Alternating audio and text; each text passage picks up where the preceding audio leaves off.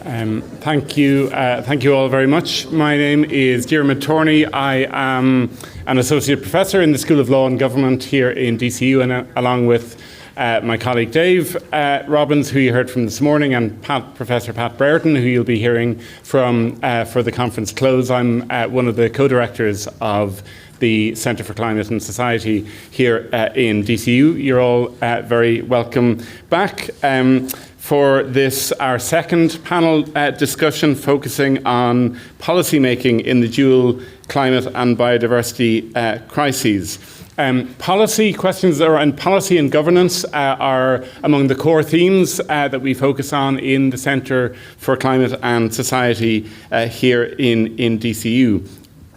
And I think it's fair to say when we look at the climate side of things that there has been a lot of important developments in recent years, going back to, at global level, the Paris Agreement in 2015. At the EU level, we've had the European Green Deal, the increase in ambition in terms of the EU's 2030 decarbonisation targets, the Fit for 55 package that's working its way through the system. Here in Ireland, we've had a revision of the climate legislation with the Climate Action and Low Carbon Development Amendment Act 2021.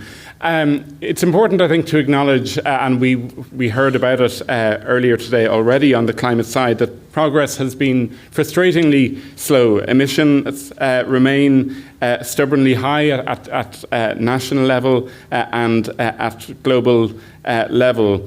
But if we compare to 5 years ago or 10 years ago, I think it's fair to say that, at least in terms of consciousness, that there has been a sea change with respect to climate change.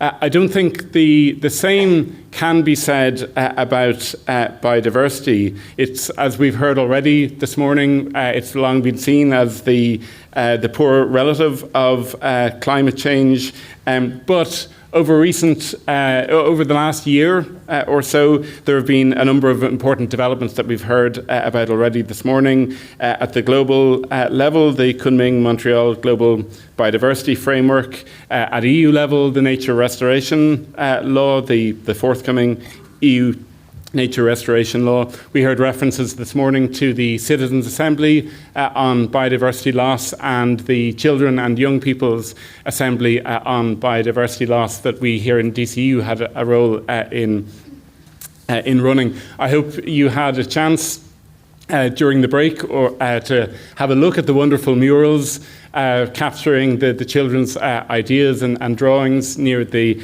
registration desk. As my colleagues will attest, I'm never shy to plug the work that we do here in DCU, so I'll just take the opportunity also to mention that we launched the final report of the Children and Young People's Assembly on biodiversity loss last Saturday to coincide with Earth Day. So things are starting to move on the biodiversity side, but coming from a low base. We're lucky for the panel today to have four excellent speakers, very knowledgeable and experienced, to join us and to shed light on the policy challenges associated with addressing climate and biodiversity loss. I'll introduce them in turn as they speak, and we'll proceed in the order in which their names appear in the programme. So our first speaker will be my colleague, Dr. Johannes Karl, who is an assistant professor in the DCU School of Psychology. Johannes has worked on cross-cultural approaches to mindfulness, large-scale cross-temporal investigation of psychological changes, and network perspectives on individual difference. His current work focuses on well-being in cultural and environmental contexts, patterns of societal change, and value-based perspectives. Will you please welcome Dr. Johannes Karl.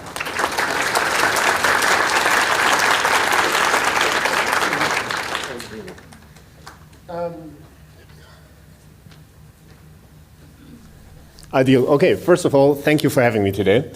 In contrast to many other people, I have neither notes or slides, so you get to go along on a ride with me.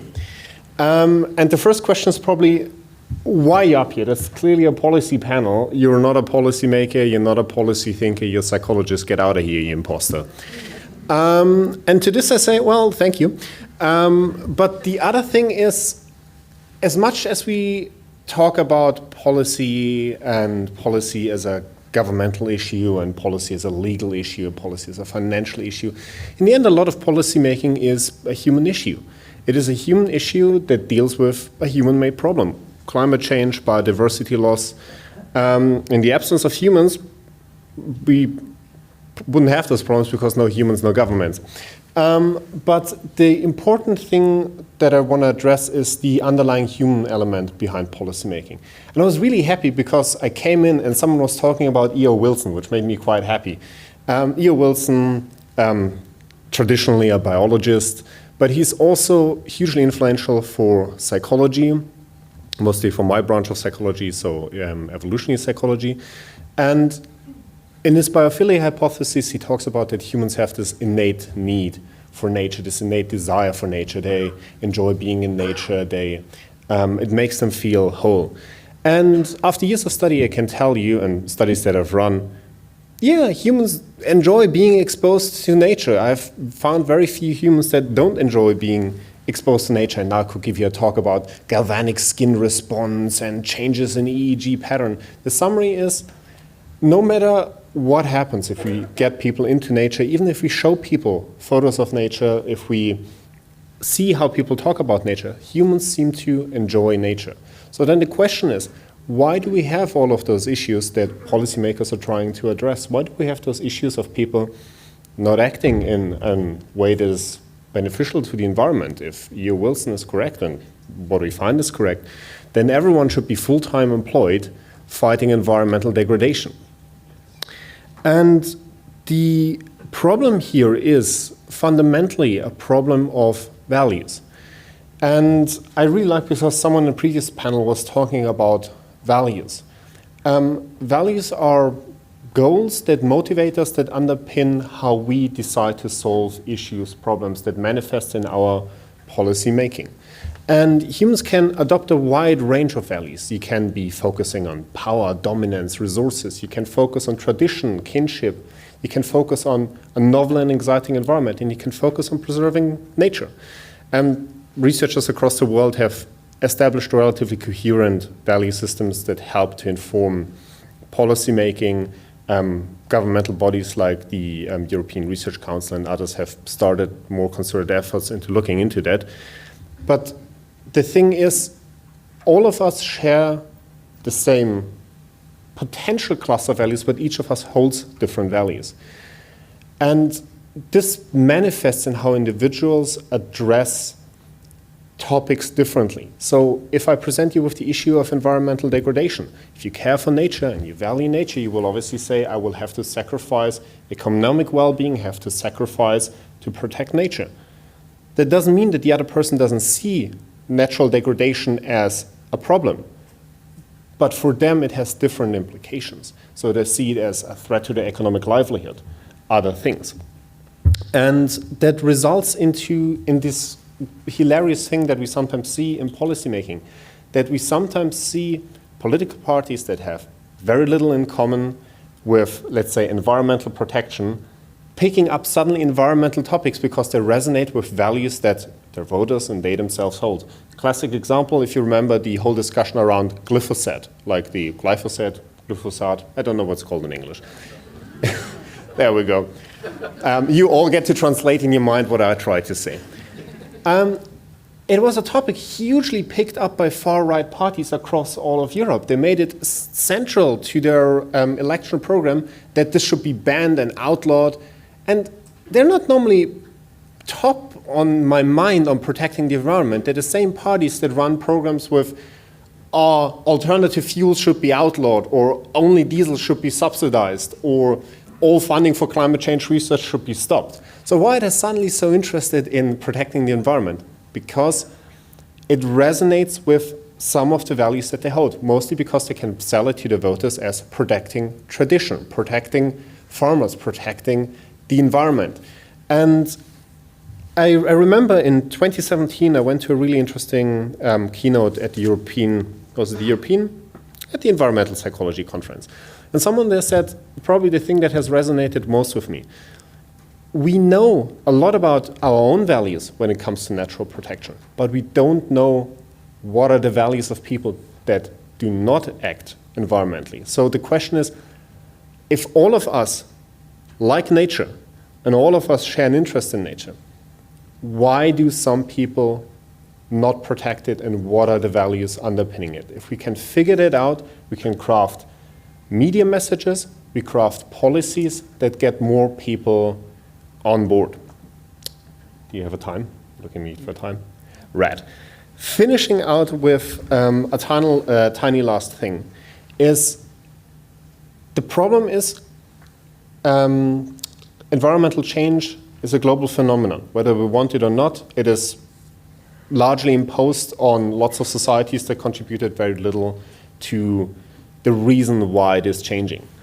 And while you think about messaging and while you think about policymaking and think about it from a value perspective, think about that those values are also shared differently and expressed differently and differently relevant in a global context. So the message here is there's no one-size-fits-all message, no one-size-fits-all policy. Environmental policy needs to be created in context with the population and needs to be created in context with the experience of individuals. Thank you. And now I shuffle off into my corner.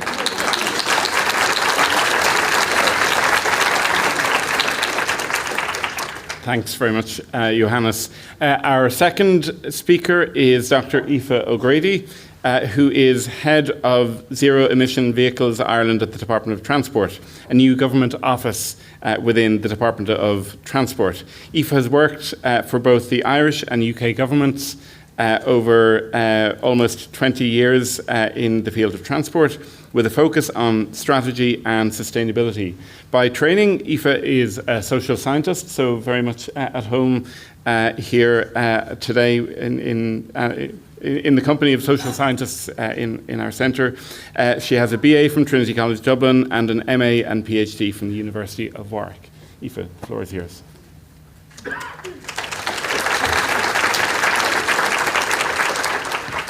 Hi everyone, lovely to be here today. So as I am a policymaker, so this is what I do. So this topic is obviously very relevant to my work day in, day out. So what I'll say, and I'll try and keep it to 5 minutes, is that policy is hard, but once even you've made the policy, delivery itself is harder. And I think that's the difference that we're seeing between our fantastic plans on climate action and the reality of seeing those emissions reduction coming down.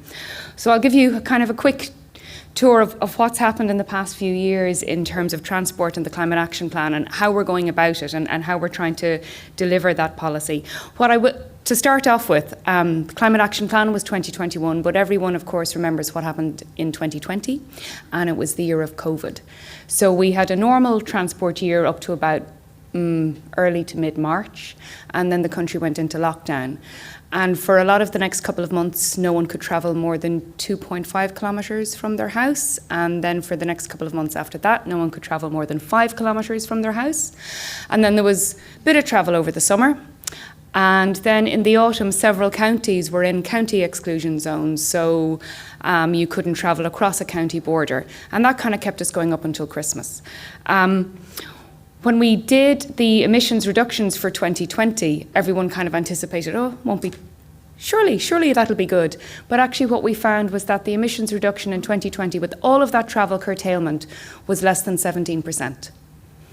So in terms of behavioural change and in terms of the dramatic behavioural change we saw in curtailing people's travel patterns due to a global pandemic, we had an emissions reduction in that year of 17%. That has still rebounded and come up again last year.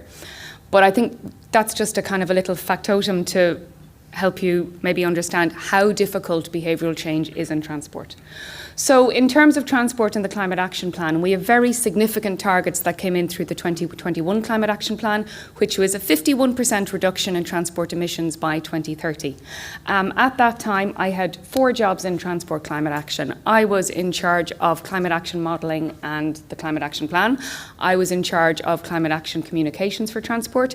I was in charge of transport demand management, and I was in charge of the electrification of the transport system. Wrap it on a year, and what we did in the department was we changed our governance model. So all of a sudden, instead of there being 1.5 or 2 divisions in charge of the transport climate action sector, there are now 4. And instead of having all of those different jobs, I am in charge of one, which is the electrification of the transport system. Which brings me next to the topic of biodiversity, because of course EVs and biodiversity, how well do they go?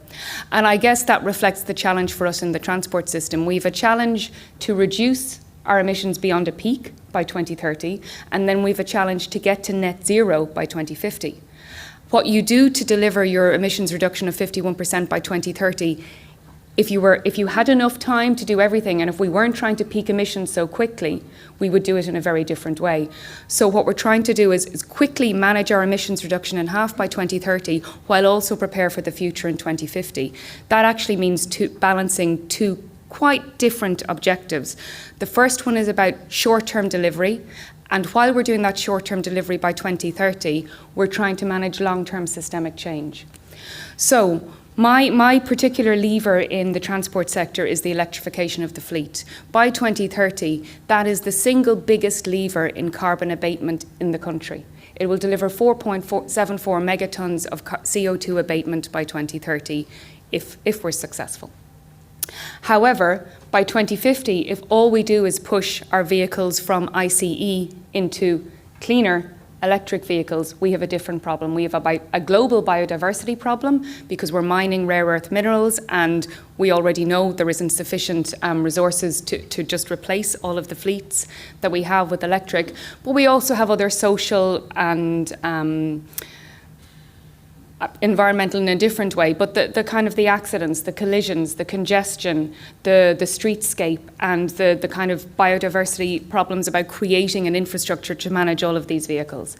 So in the past year and a half, the focus on transport and climate action has moved from primarily being about that 2030 target of can we technologically improve the fleet and do some other stuff around the edges, to having a 2030 target of can we technologically improve the fleet, and at the same time can we start bedding down the other measures that need to be in place. So the 2023 Climate Action Plan for Transport was refocused around what we're calling avoid, shift, improve. And the electrification, although it's the single biggest measure by 2030, is the third in order there. It's about improving. The first step we're trying to do is avoid the need to travel.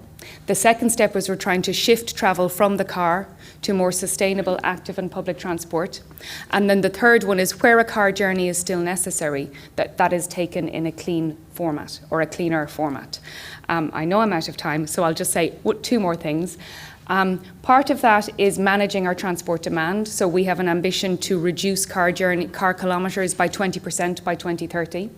And as part of that, one of the other measures we're pushing at the moment, not just trying to incentivise people to go into electric vehicles where they would otherwise buy an internal combustion engine vehicle, is we're trying to develop a model of car sharing so that we don't have single car ownership, but we're trying to push out what we're calling mobility hubs. It'll be trialled across the 5 cities in Ireland over the next few years, so that we have car clubs, e-bike clubs, and if e-scooters become regularised, e-scooters will form a part of that. And that's really about getting people, again, to walk or cycle or use public transport in the first instance, but then in the second, where you do need to use a car, you don't necessarily need to own it.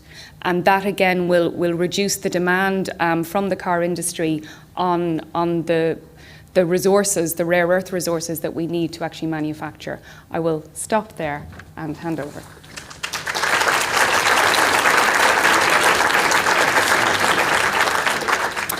Thank you very much, Aoife. Our third speaker is Dr. Lysaght, who is CEO of the National Biodiversity Data Centre. Liam is also chair of the Global Biodiversity Information Facility, a global network of 107 partner organisations working to deliver scientific data to meet global conservation policy needs. Liam is one of the most experienced conservationists in Ireland, working in different roles for over 30 years. So he brings a wealth of knowledge and experience to our discussion here today. Please welcome Liam Lysaght.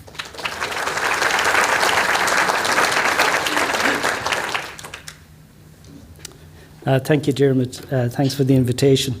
To talk about biodiversity policy, I couldn't really get away from the thoughts in my mind. The first opening few passages of Dickens, when it says it was the best of times, it was the worst of times. It was an age of wisdom, it was an age of foolishness. So I think that frames what I really want to talk about.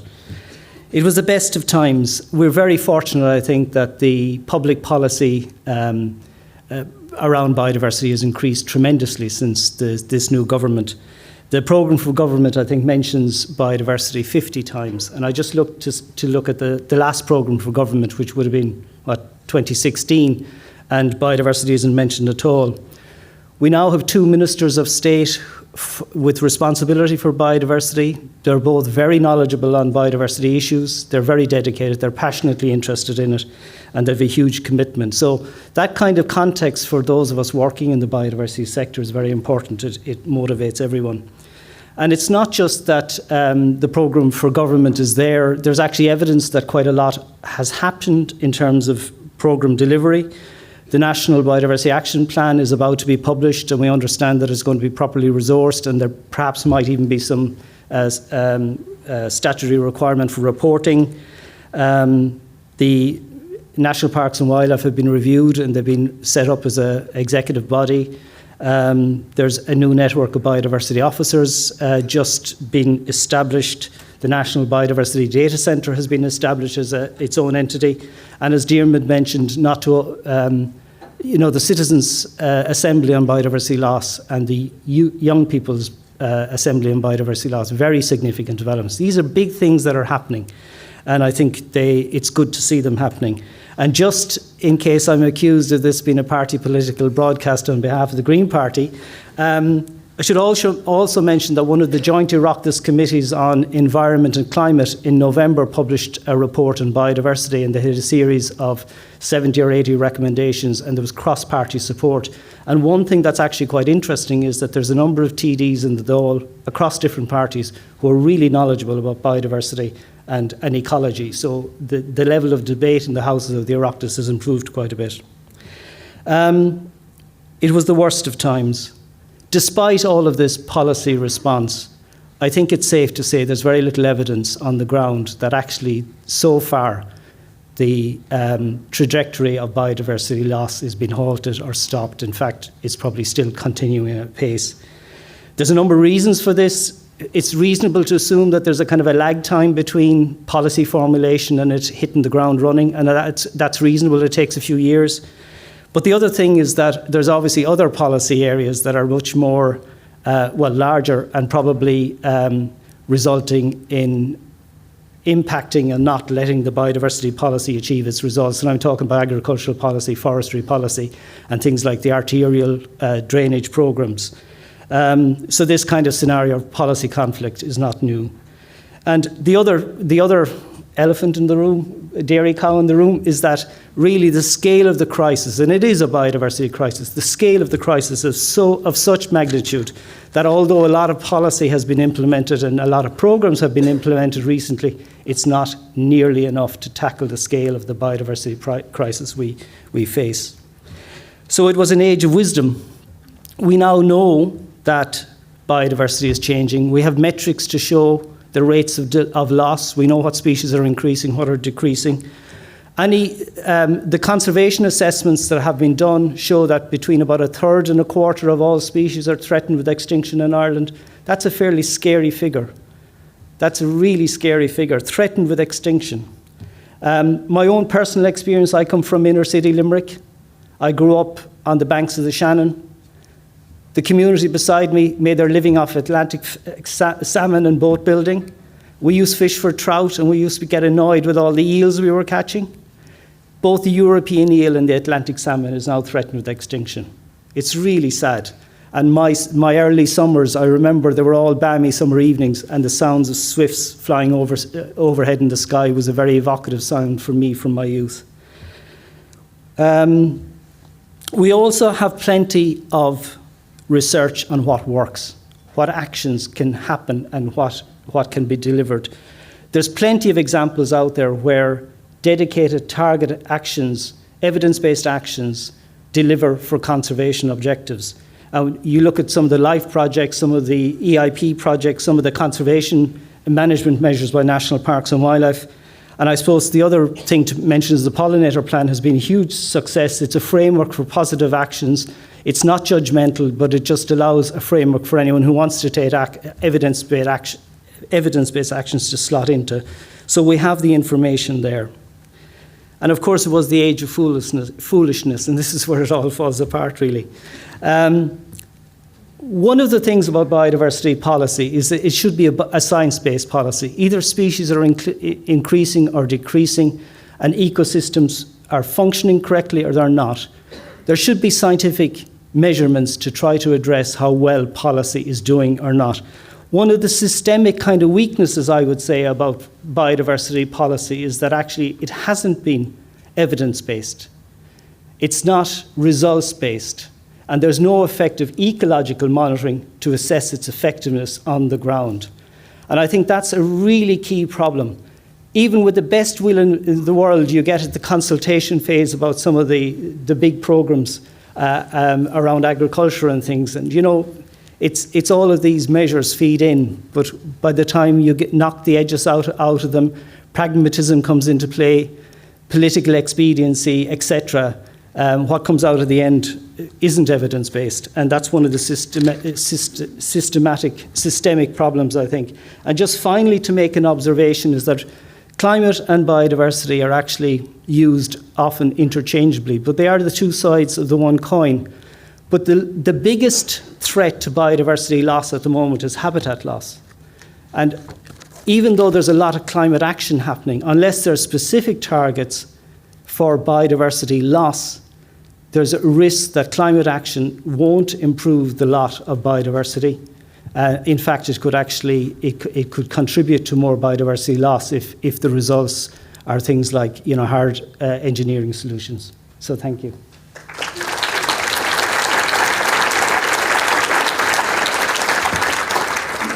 Thanks very much for that, Liam. Our final speaker in the panel is Karen Ciesielski, who is CEO of the Irish Environmental Network. Karen has more than 20 years of experience in the non-profit management, fundraising, campaigning and advocacy fields. She also serves as coordinator of the Environmental Pillar and is a member of the National Economic and Social Council. Karen, the floor is yours.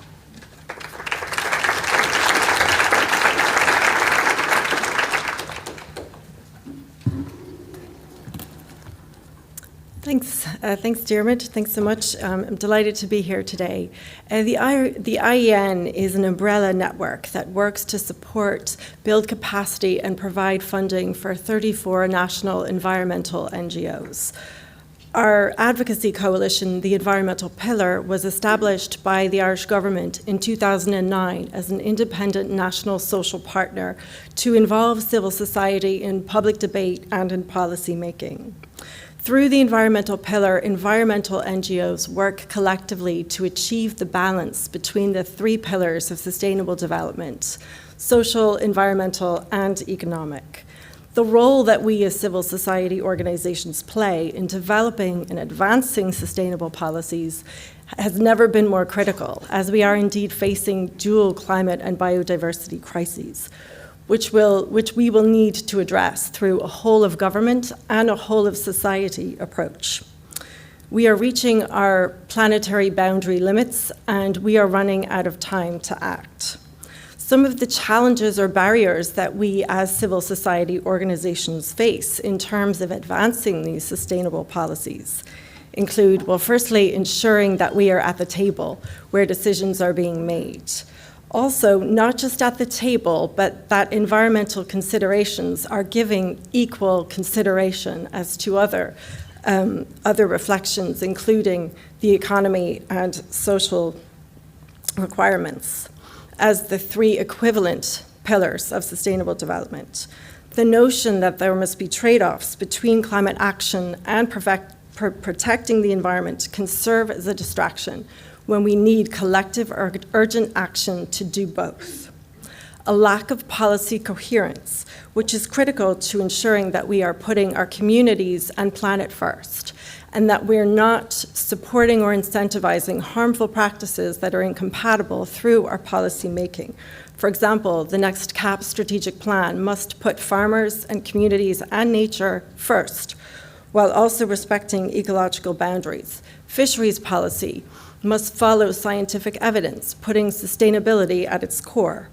SDG proofing measures, for example, would copper fasten the principles of sustainability, not only in policymaking, but also in budgeting processes. But budgeting is certainly for another day. The key drivers, as have been discussed already this morning so eloquently by Owen, with no notes as well, of biodiversity loss include change in land use and sea, direct exploitation of organisms, climate change, pollution, and indeed invasive species. They are broadly caused by the same processes that revolve around our activity as humans, and the effects interact with and amplify one another. Looking at the climate and biodiversity crises as interlinked brings opportunities to find solutions which deliver wins for both climate action and biodiversity through reduction strategies, the circular economy, and also nature-based solutions. The Nature Restoration Law, for example, recognizes the interconnected threats that climate change and biodiversity loss bring to our economies, to food security and public health, and highlights the important role that the restoration of ecosystems can play in the capture and storage of carbon, particularly through our wetlands, woodlands, and seagrass meadows. Healthy peatlands are a huge ally in our efforts to fight against climate change. As they are the most important terrestrial ecosystem on the planet when it comes to storing carbon. This is particularly relevant here in Ireland, where up to 20% of our land surface is covered in peatlands. So there are specific targets to restore degraded peatlands and soils. Conversely, drainage converts these habitats into a major liability. Other solutions include increasing afforestation and also developing renewable energy resources, which are essential actions to reduce our greenhouse gas emissions that we urgently need to take. And we have ambitious targets around these. Done properly, these much-needed developments are win-wins for communities and for the environment. However, done poorly, there is a risk that we may worsen biodiversity loss and alienate communities, which really need to be at the heart of change and local solutions. We also must look at how we're involving individuals and communities in decision-making processes and in developing policies that affect them. Policy-making processes must be open, inclusive, and transparent, with clear and widely accessible information sharing and also consistent frameworks for participation and engagement. We also need to ensure that new legislation and policies do not undermine the public's fundamental access to justice and environmental rights. Some of the benefits of community-centered decision-making include improved quality of the decisions that are made, especially when local knowledge and community concerns are considered and reflected in the outcomes. More effective implementation of the decisions that concern the environment, with increased legitimacy and also the potential to reduce conflict. Active and engaged communities. And finally, greater transparency and accountability, which builds trust in decision-making processes and in our institutions, and in turn will strengthen our democracy. Thank you.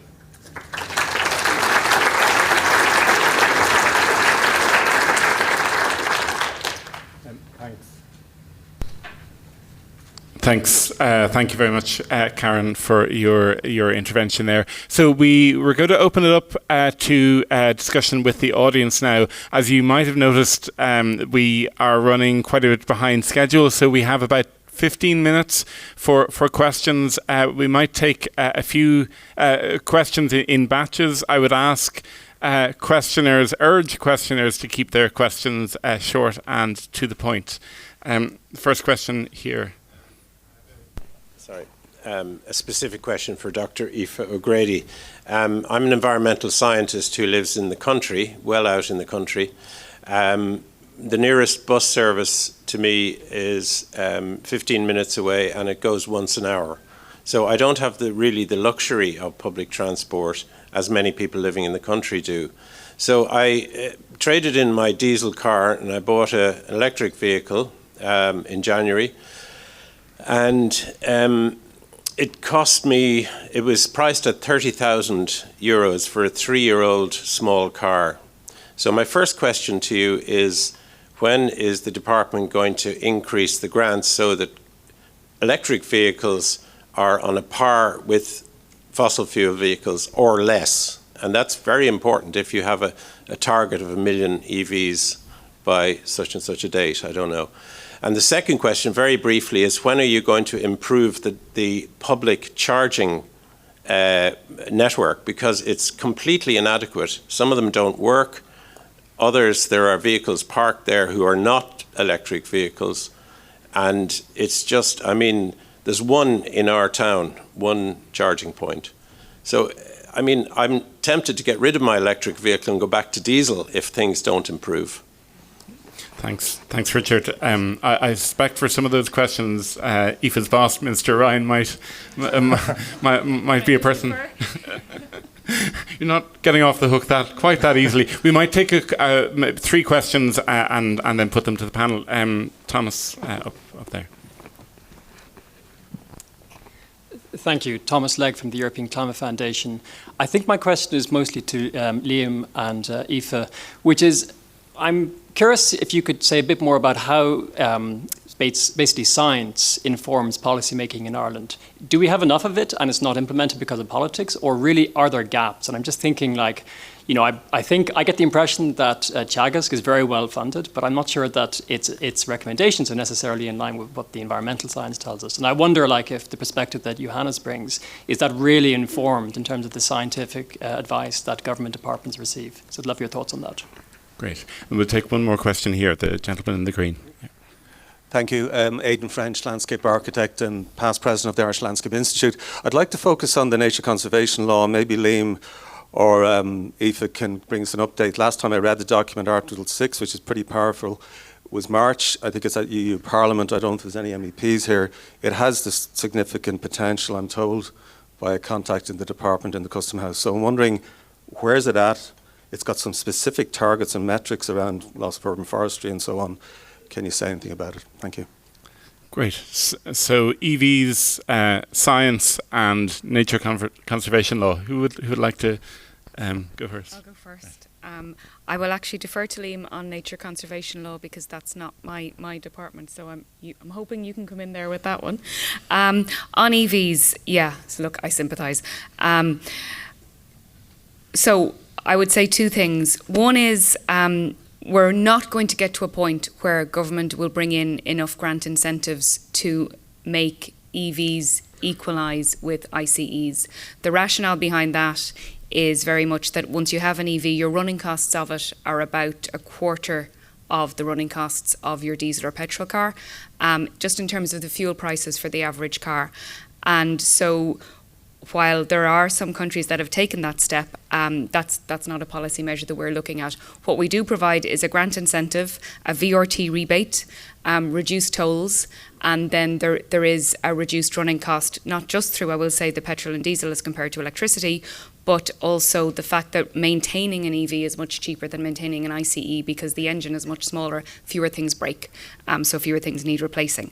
In terms of the public charging network, that is the issues with public charging is actually why my office was set up in the first place and why it was set up within the Department of Transport as opposed to within, say, the SCAI, which is all about grant incentives. And we have been tasked with developing, which we have, and we've published a national infrastructure strategy for EV charging. And now this year we're beginning to roll that out. So the first scheme we launched on that was for an EV charger in sports clubs. So we're hoping to fund that in about 200 sports clubs. There's another step coming in June where we're launching the Just Transition EV Community Charging Fund, and then which is the Just Transition counties in the Midlands. And then there'll be two further funding schemes for EV charge points. So what I would say is nothing's going to happen quickly this year, but what I would imagine is that by early 2024, the programme and delivery of EV charging will have kicked up a notch and will be rolling out across the country. But I live in the city. I have an EV, but I don't have a parking space. I have on-street parking. So I actually am reliant on the public charging network or borrowing my cousin's EV charger when he'll let me park outside his house.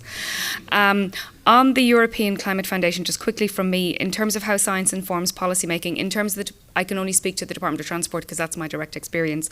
But for example, our climate action plan is heavily informed by analysis and modelling. We get it in from MARI, from the UCC group. ESRI are helping us with the behavioural science side of things. So the transport plan is very much based on an evidence-based approach and based on science. Is there enough science? I would say no. I don't think we have enough evidence in Ireland around our climate action. So what we're doing is we're making policy based on the evidence we have, but I'm not sure that the evidence we have is fully complete. So I would like to see more on that. I would love to see a transport research centre. I would love a Teagasc for the Department of Transport the way there is a Teagasc for the Department of Agriculture, but we've never got that yet. If I may, what about citizen science? Is there any role to play in that? Data gathering? Yeah, absolutely. I think there's questions about how you verify it and use it, but yeah, absolutely. I might pass over to Liam. Liam, there's a microphone there.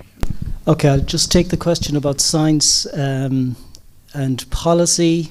There are definitely science gaps, but I think there's sufficient amount of science there to actually start improving and developing better policies. So I don't think that's an excuse to not develop. It's interesting that there seems to be two observations on that. In the kind of policy decision framework, some organisations and some science, let's call it, seems to have a better ear for the departments than others. And it would be interesting psychologically to have understand that process, because definitely some science gets listened to better than others. What was the other point I was going to... Yeah, no, just on the... Yeah, sorry, the other point is that the science, even if it's presented, nearly always gets mangled by the time it comes out in terms of policy, because the considerations are other. It's political considerations, what's acceptable, what's administratively easy, which is a very important thing. I don't really know enough about the nature restoration law, I must admit, so I don't really want to comment. But can I make an observation? Sorry to interrupt. Certainly. Karen also mentioned. Yeah, no, I just make one observation. I started working with National Parks and Wildlife in 1990, and it was the time when the Habitats Directive was being brought into law, and it was like I thought all our problems had been solved, because there was a really strict piece of legislation and there was going to be resource and it was going to address things. And actually it's been quite disappointing and quite deflating how that large piece of legislation, and it has teeth, hasn't really delivered as much as I personally would have expected it to. And I just hope that the new laws don't go the same way. Sorry, there will be time for discussion over lunch. Karl or Karen, do you want to come in then? Can you hear me? Oh, great. Just on the nature restoration law, I'm not quite sure when it's going to go over in terms of turning it into actual legislation, but I do know that it was being debated some time ago. And just to note as well, I mentioned the nature restoration law in relation to peatlands, to ensure that we have hard targets to restore degraded peatlands. And it's really important to remember that some of our representatives in Brussels were working in Brussels to weaken those targets, which are actually already lower than what we've already committed to here. So when we talk about science and policy, the science is telling us that we need to act urgently. And that sometimes does not really translate into policy. So what I would say, even though I wasn't asked this question, I'd say we in most cases, possibly not in transport in some areas, but in most cases, we have more than enough scientific evidence. What we need is action and robust policies and oversight to match it.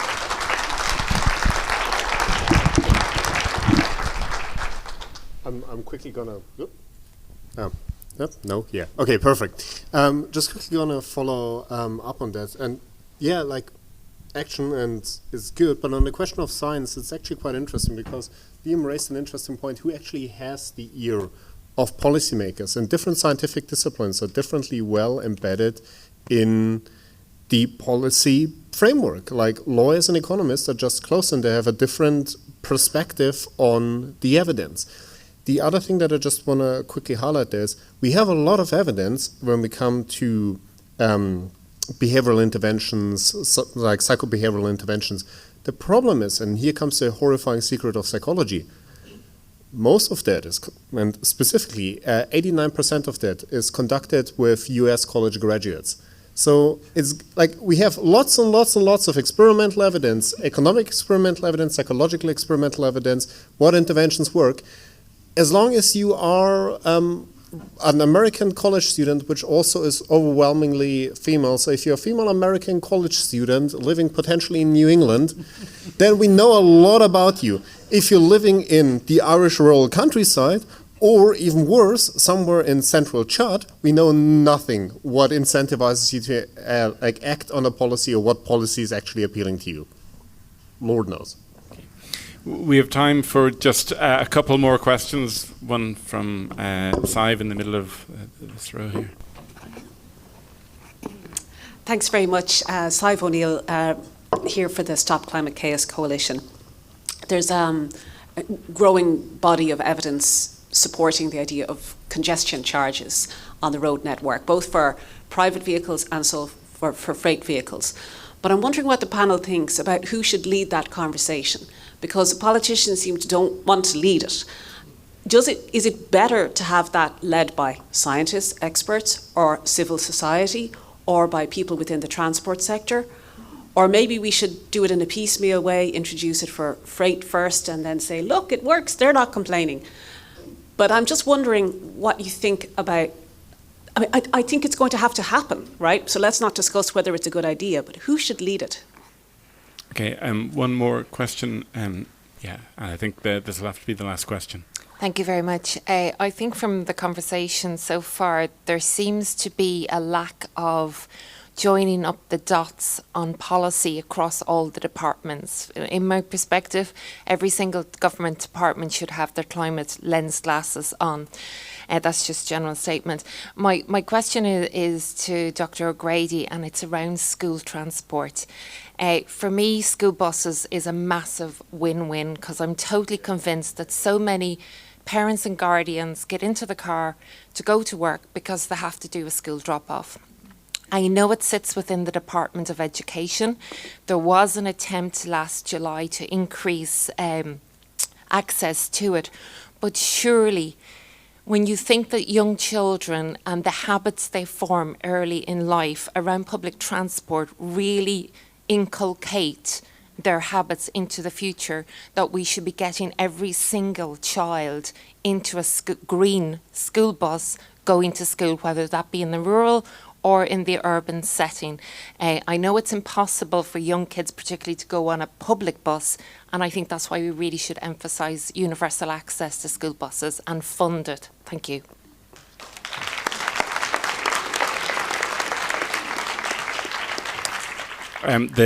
The clock is against us, so I think we'll have to use those two questions as an opportunity for each of our panellists to wrap up. So any responses to those two questions, but also if you have any concluding remarks you'd like to make. So, Sive, your question, who should lead the conversation? Everyone should lead the conversation. You know, it can't just be civil society, it can't just be politicians. What you actually need is voices from across the range of society saying this is the right thing to do. I would also say you will never get agreement to a congestion charge before you introduce it, but after you introduce it, people are pretty happy with it. So people are so resistant to change, and people are so resistant to change being imposed on them, particularly in the transport sphere, because it's actually a very personal thing about how we get around. I was in London working in the UK government when the congestion charge was introduced, and in 2003, before it was introduced in London, it was 60% against, and in 2004, after it was introduced, it was 60% in favour. So it's just about pushing it through. You need someone to lead it and say, I'm going to implement this and I'm going to deliver it, and maybe do it on a pilot basis for 2 years. And I think Stockholm did that with a referendum, and they managed to maintain it for a while. I'm not sure if it's still there, but I do think there's something about people will never agree to change up front. So sometimes you just have to put the change in, and the opinion will switch. On the school transport, I think school transport is a really good idea in terms of pushing it sustainably. There is a measure in the Climate Action Plan, I don't want to quote it because I won't get the number right, but there's a significant uptick looking at escorted school journeys and making them more sustainable and pushing people into active travel to school rather than car travel to school. So that's a switch that's come in the last year, and it's something we're pushing through in the Department of Transport. You have one. Great. Well, Sive, I think we're probably on the same page as civil society organisations and coalitions in terms of driving change. So in terms of bringing in congestion charges, I agree with Aoife in that everyone needs to be involved in the conversation. I also agree with just doing it. And then however, we do need to ensure that we are still looking after the furthest behind first and making sure that we're not disenfranchising people who are from lower incomes. So it does need, the behaviour shift does need to happen with making sure that we are being fair to everyone in society. But I do agree that no one ever agrees to a tax before it's introduced, or certainly costs going up. As for the second point on school transport, absolutely I agree, Alison, that it's those kind of changes that are really going to get us where we need to go in terms of modal shifts. So the more we can do that collectively and ensure that it's funded and availed of, the quicker we're going to get there. Cool. Immediately also jumping on the school bus, which would be good.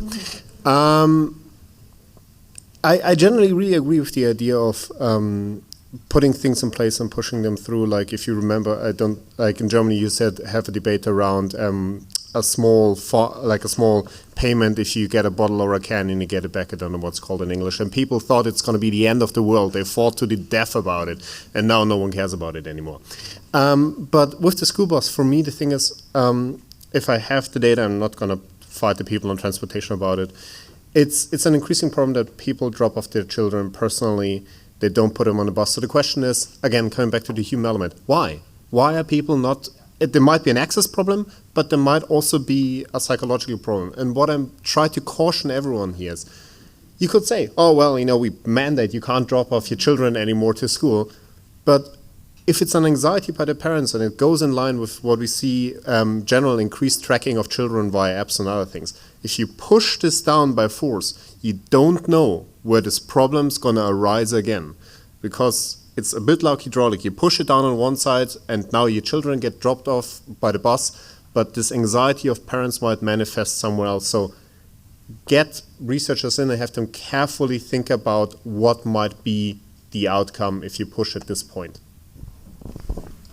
Yeah, just to kind of take that theme and apply it to biodiversity, I think the challenge for the conservation of biodiversity is to move. I think the perception is that if we have to address biodiversity loss, it has to be about restrictions and prohibitions on various activity. We have to flick that on its head and try to present solutions and get people involved proactively, positively, trying to do positive things to help, rather than seeing it as a restriction. I know that's kind of pie in the sky, but I do think that's where we have to get to. Great. Thank you all very much to each of our panellists. Can I thank on your behalf our four panellists for a really wide-ranging set of perspectives.